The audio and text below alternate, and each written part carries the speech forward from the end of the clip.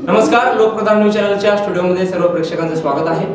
29 एप्रिलला सोलापूर बार असोसिएशनसाठी निवडणूक होत आहे आणि या निवडणुकीसाठी 3 वेगवेगळे स्वतंत्र पॅनल निवडणुकीला सामोरे जात आहेत। अशातच खजिनदार पदासाठी सोलापूर शहरातील नामवंत वकील ॲडव्होकेट संतोष कुमार बारासरे यांनी आपला अर्ज भरलेला आहे। खजिनदार पदासाठी ते स्वतंत्र अपक्ष म्हणून त्यांनी आपला अर्ज दाखल केलेला आहे। सोलापूर बार असोसिएशनच्या निवडणुकीला घेऊन त्यांचं काय विजन आहे, त्यांनी या निवडणुकीला सामोरे जाताना वकिलांना काय मेसेज देणार आहे, या सर्व गोष्टींवर बोलण्यासाठी स्वतः ॲडव्होकेट संतोष कुमार बारासरे आज आपल्या स्टुडिओमध्ये आहेत। सर, स्वागत आहे तुमचं।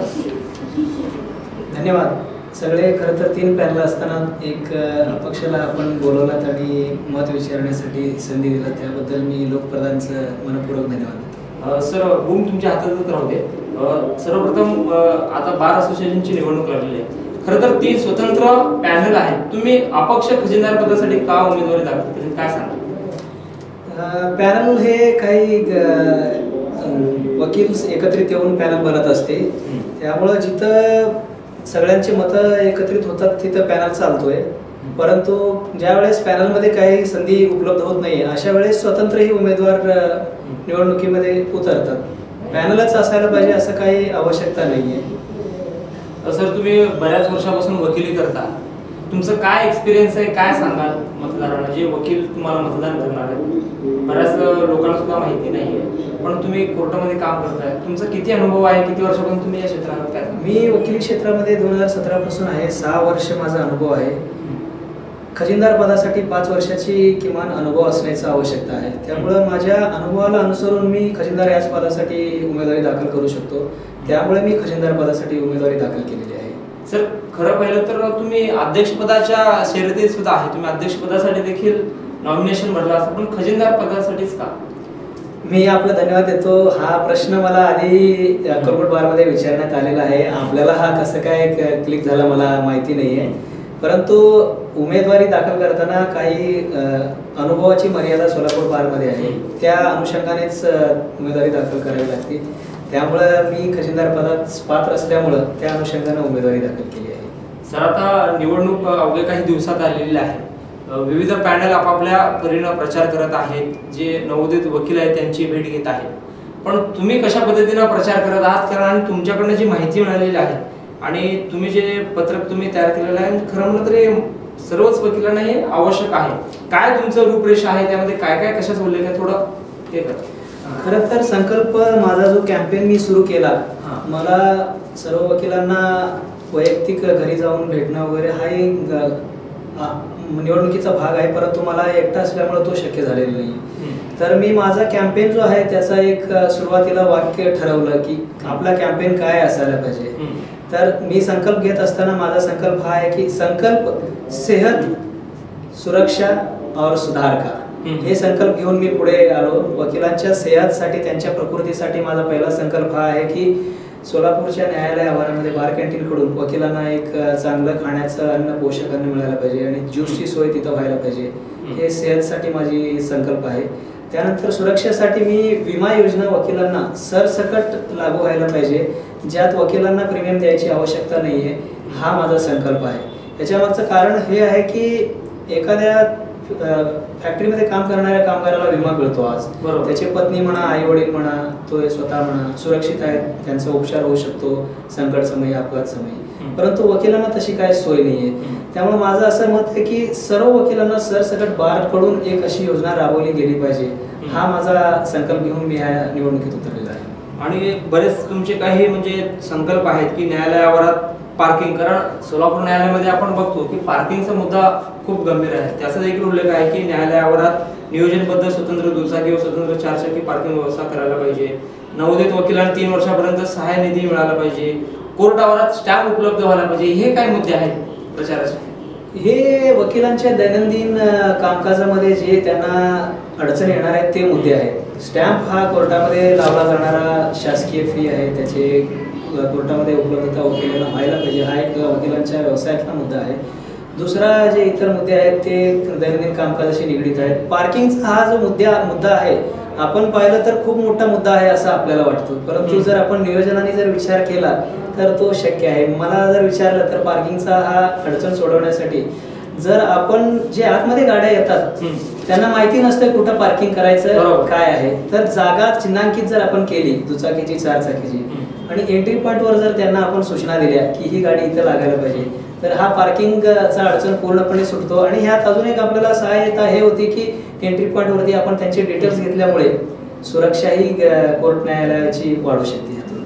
सर, बरेचसे आता बारच्या निवडणुकीत मतदान करणारे नवोदित वकील आहेत, त्यांची संख्या देखील मोठी आहे. त्यांच्या प्रमुख काय अडचणी आणि तुम्ही जर निवडून आला तर काय त्यांच्या अडचणी सोडवणार? अडचणी असंख्य आहेत. सुरुवात कुठून तरी करायला पाहिजे. त्यामुळे माझं पहिला प्राधान्य हे आहे की वकिलांना सुरक्षा कसं देणं हा सगळ्यात पहिला मुद्दा आहे. तर त्यांच्या सुरक्षेसाठी नवोदित वकील जे आहेत नवीन कोर्टामध्ये आल्यानंतर सुरुवातीला त्यांच्याकडे कामं जास्त नसतात, पक्षकार विश्वास ठेवायला तयार नसतात. अशामध्ये त्यांच्या हाती उत्पन्न कमी असल्याने त्यांनी स्वतःच्या सुरक्षेचा विचार करण्यास असं त्यांना वेळ भेटत नाही. त्यामुळे त्यांच्या सुरक्षेचा विचार कुणीतरी करायला पाहिजे. बारनी ते सुरक्षा करणं गरजेचं आहे हे मला वाटलं. त्यामुळे मी हा संकल्प घेऊन ह्या निवडणुकीत उतरलोय की सरसकट त्यांना प्रीमियम भरायची आवश्यकता असू नये, त्यांना विमा उपलब्ध व्हायला पाहिजे. या वर्षीचा माझा संकल्प आहे की 2 लाख अपघाती विमा सर्वांना उपलब्ध करून दिला गेला पाहिजे आणि तो माझा वचन आहे, तो मी पूर्ण करणार आहे. आणि हा विमा जो आहे त्यांना एकच पात्रतेसाठी आहे की बारचं सभासद असणं एवढंच पुरेसं आहे. सभासद आहे, त्यांनी वार्षिक वर्गणी भरली आहे, तर त्यांना हे वार्षिक विमा त्यांना उपलब्ध झालाच पाहिजे. बाळासाहेब सर, पण महत्वाचा मुद्दा आहे की सध्या वकिलांना विमा नाहीये का? म्हणजे एवढा आपलं जीव धोक्यात घालून काम करतात, त्यांना बारतर्फे अशी कुठली सुविधा नाहीये का सध्या स्थितीला? बार असोसिएशन ही सोलापूर पातळीवरती, स्थानिक पातळीवरती काम करते आणि राज्याच्या पातळीवर जी आहे बार काउन्सिल ऑफ महाराष्ट्र आणि गोवा जी आहे ती काम करते. तर direct bar council of Maharashtra आणि गोवाने असे काही कुठली सरसकट योजना राबवलेली नाहीये. एक योजना आहे जी बार काउन्सिलने वकिलांसाठी आणलेली आहे. त्यात अपघाती विमा हे 10 लाखाचा मिळतो, 450 रुपये वकिलांना द्यावे लागतात आणि इतर मेडिकल विमा जे आहे त्याचे स्लॅब्स आहेत ते घेऊ शकतात. ह्यात काय विषय आहे, वकिलांना ह्यात प्रीमियम द्यावे लागते, पैसे द्यावे लागते आणि वकील ते स्वतः स्वेच्छेने घ्यावा लागतो. त्यामुळं हे विमा जवळपास बार काउन्सिलचे 2.25 लाख सदस्य आहेत. त्यामध्ये 17,000च्या आसपास लोकांनी हे विमा घेतलेला आहे. म्हणजे एकूण वकिलांच्या 7% लोकांनी फक्त तो स्वीकारला आहे. तर 93% लोकांपर्यंत विमा पोहोचलेलीच नाहीये. ते सर्व अजून संरक्षणाच्या दायऱ्यामध्ये आलेले नाहीये. तुम्ही निवडून आला तर ही योजना वकिलांना लागू करणार? हो, हे योजना बार काउन्सिलला लागू करणं शक्य नाहीये, त्यांचं कार्यक्षेत्र राज्यभर आहे. तर सोलापूर बार असोसिएशनला जर नियोजनबद्धपणे आपण जर काम केलं तर हे योजना लागू करणं शक्य आहे. बाळासाहेब सर, बऱ्याचशा महिला वकील सुद्धा आहेत आपल्या बारमध्ये सदस्य, त्यांच्यासाठी तुमचं काय विजन आहे? कारण याच्यामध्ये बरेचशी माहिती लिहिली आहे, काय सांगा? महिला वकिलांचा दैनंदिन जो मुद्दा आहे तो त्यांचा स्वच्छतेचा असू दे किंवा लेडीज रूमचा असू दे, हे मुद्दा राहणारच आहेत. आणि हा जो मुद्दा मी मांडलेला आहे विम्याचा, हा सर्वांना लागू होतो. हा महिलांनाही लागू होतो आणि पुरुषांनाही लागू होतो. हे त्यांना जास्त फायद्याचं ठरतंय जे न्यायालय आवारामध्ये दुचाकीवर येतात, चालत येतात किंवा पब्लिक ट्रान्सपोर्टने येतात. कदाचित जे कारमध्ये येतात किंवा वेल सेटल्ड आहेत त्यांचा एखादा विमा असू शकतो, परंतु माझा त्यांच्यासाठी हा विचार आहे की त्यांचा जर 10-20 लाखाचा जरी असला, त्यांना 2 लाख बारकडून जर सदस्य असल्यामुळे मिळत असेल तर त्यांची काही ही स्वीकारण्यास हरकत नसावी, कारण हा त्यांना जास्तीची सुरक्षा देणार आहे. त्यांनी ह्याला समर्थन करावं. हे नवीन ज्युनियर जे आहेत त्यांना एक खूप मोठं सहकार्य ठरणार आहे. त्यांना जे ज्युनियर वकील लोक आहेत त्यांना म्हणजे अर्थसहाय्याचा जो काही एक मुद्दा आणि पॅनलच्या माध्यमातून खरं तर इतर राज्यामध्ये नवोदित वकिलांना दरमहा स्टायपंड दिला जातो, तशी सोय अजून महाराष्ट्रामध्ये उपलब्ध नाही. हा राज्य शासनाचा निर्णय आहे. सोलापुरात कसं लागू होणार? नाही, तो सोलापुरात लागू करण्यासाठी त्याचा आपण प्रयत्न करू शकतो. नाही म्हणजे आपण गप्पच बसणं हा योग्य राहणार नाहीये. तर ते लागू करण्यासाठी आपण कुठून तरी प्रयत्न सुरू करावा लागणार आहे. माझा जो हा मुद्दा आहे विम्याचा, हा महाराष्ट्रामध्ये कुठेच नाही आणि हे संकल्प आपण जर इथून सुरू केला तर मला खात्री आहे की सोलापूर बार पहिला बार असेल ज्यांनी असं काही सर्व वकिलांच्या हिताचं सरसकट निर्णय घेतलेला असेल. तुम्ही खजिनदार पदासाठी अर्ज भरला, तुमचा प्रचार कसा सुरू आहे? तुम्ही कशा वकिलांच्या भेट घेता? म्हणजे जे सिनियर असतील, ज्युनियर असतील, त्यांच्यापर्यंत तुम्ही कसं पोहोचता? सर्वप्रथम मी माझा जो काही सोशल मीडिया जे आहे, व्हॉट्सअप थ्रू म्हणा किंवा मेसेजेस थ्रू म्हणा, ह्याला प्राधान्य दिलेलं आहे. आणि दुसरा जो आहे, न्यायालय आवारामध्ये आणि कार्यालयामध्ये जे वकील आपल्याला उपस्थित असतात त्यांचे डायरेक्ट भेटीगाठी आणि जे इतर बार वगैरे आहेत, आता सोलापूरची संलग्नित मोहोळ बार आहे आणि अक्कलकोट बार आहे, तर तिथल्या अध्यक्षांना मी सूचना देऊन तिथं आम्ही सभा घेऊन सभेला संबोधन केलं. सोलापूर बारमध्ये बारने संधी दिली होती संबोधनाला, तर बारमध्ये संबोधन केलं आणि पूर्ण सगळा प्लॅन योजना प्रतिक्रिया काय? प्रतिक्रिया तरुणांमध्ये खूप छान आहे. तरुणांना एक आत्मविश्वास निर्माण होतो की तरुणांना असं त्यांचे संकट त्यांना माहिती आहेत. परंतु ज्यावेळेस सिनियर्स वकिलांना ज्यावेळेस मी भेटतो त्यांना थोडंसं अजून ह्यात हे आवश्यक नाही असं त्यांना कदाचित वाटत असेल. परंतु हे ज्युनियर वर्गांना आणि काही सिनियर वर्गही असे आहेत ज्यांना ही योजना लागू केल्यास त्यांनाही खूप मोठा हातभार लागणार आहे. परंतु जे सक्षम आहेत, ज्यांचा ऑलरेडी काहीतरी विमा आहे, त्यांनाही हे एक अधिक संरक्षण देणारच ठरणार आहे. ॲडव्होकेट संतोष कुमार बारासरे, तुमचा जर बायोडाटा पाहायचा झाला तर BCom, MBA, LLB, LLM, परत तुमच्या जर भाषांकडे पाहिजे झालं तर मराठी, कन्नड, तेलुगू, तामिळ, हिंदी, इंग्रजी अशा भाषांवर तुमचं प्रभुत्व दिसतोय. बारचा कार्यकाळ 1 वर्ष आहे.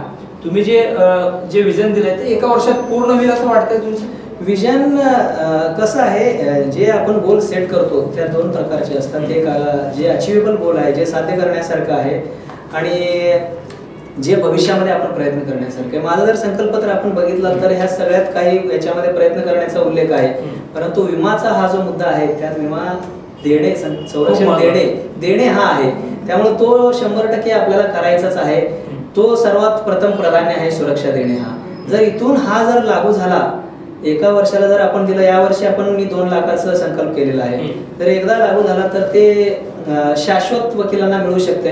कारण निधी दरवर्षी बारकडे येत असतो, दरवर्षी मतदान वगैरे होत असतात, त्यामुळे हे एक शाश्वत प्रक्रिया राहू शकते. आता 29 तारखेला बारसाठी मतदान होत आहे. नवीन मतदार असतील वकील, त्यांना काय आव्हान करणार? मी नवीन मतदारांना हेच आवाहन करेन की तुम्ही जे पदाधिकारी निवडणार आहात, तर ते पदाधिकारी निवडताना त्यांची संकल्पना काय आहे ह्याला आधी प्रथम प्राधान्य द्यावे. त्यांचं वैयक्तिक काय गुणदर्शन आहेत किंवा त्यांचं योजना काय आहेत, त्यांच्यातली नेतृत्व गुण काय आहे, हे सर्व गोष्टींना आपण प्राधान्य द्यायला पाहिजे. अजून दुसरं जर सांगायचं म्हटलं तर त्यांचं सेवाभाव वृत्ती आणि त्यांनी जे सदस्यांसाठी वेळ देणार आहेत, हेही गोष्टी आपण गृहीत धरून आपण निर्णय घेऊ शकता. आपल्यासोबत होते सोलापूर बार असोसिएशनच्या ज्या निवडणूक लागलेल्या आहे त्यासाठी स्वतंत्र खजिनदार पदाचे जे उमेदवार आहेत ॲडव्होकेट संतोष कुमार बारासरे आपल्यासोबत होते. त्यांनी स्वतंत्र खजिनदार पदासाठी म्हणजे स्वतंत्र आपला एक अर्ज दाखल केलेला आहे. जे बारचे जे सदस्य आहेत त्यांनी एक विजन घेऊन ते या निवडणुकीला सामोरे जात आहेत, तर त्यांना निवडून द्यावा अशी विनंती त्यांनी आपल्यासमोर व्यक्त केलेली आहे. आपण इथे थांबूयात. आपल्यासोबत होते ॲडव्होकेट संतोष कुमार बारासरे, बारच्या निवडणुकीसाठी ते स्वतंत्र खजिनदार पदासाठी अर्ज दाखल केलेला आहे. त्यांची आपण मुलाखत घेतलेली आहे. सर, वेळात वेळ काढून तुम्ही आलात, तुमचं धन्यवाद. धन्यवाद, तुम्ही मला बोलवलात. शेवटचं एक माझं मत व्यक्त करतो. इथे मी येऊन माझा विजन मांडलेला आहे. जर आपल्या सोलापूरच्या सिद्धरामेश्वरांच्या नगरीतनं हे जर संकल्प सादर झाला तर मला परत पुन्हा आपल्याकडे यायला आवडेल. आणि मी हेच प्रार्थना करतो की सगळ्या वकिलांची सुरक्षा इथून सोलापुरातून सुरुवात व्हावं, हीच एक माझी प्रार्थना आहे.